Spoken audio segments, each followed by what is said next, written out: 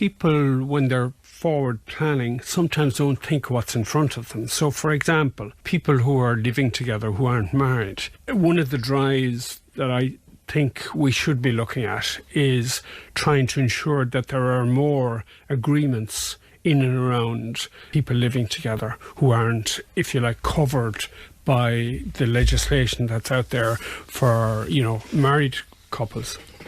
This is becoming more and more prevalent insofar as, 20 years ago, the percentage of people that were living together versus the percentage of people who got married. So it's reversed somewhat apparently that tells us the statistics have changed. And in that type of situation, you see, there are two kind of agreements that I think you should be thinking about. And one is what I call a property transaction agreement, which is a co-ownership agreement. But more fundamentally, there's the cohabitation agreement. And I think if we went on an agreement kind of day, you'd be talking about cohabitation agreements, co-ownership agreements, prenup agreements. They're all the kind of agreements now, and they're all grounded on a kind of fundamental area of law, which is contract law.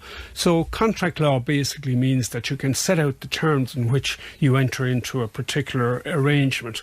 And when you enter into an arrangement, so if you think about it, one of the most fundamental arrangements that you can enter into is living with somebody. And not to have that in some way covered is going to give rise to difficulties, either under the heading of if there are children involved or if there are assets involved.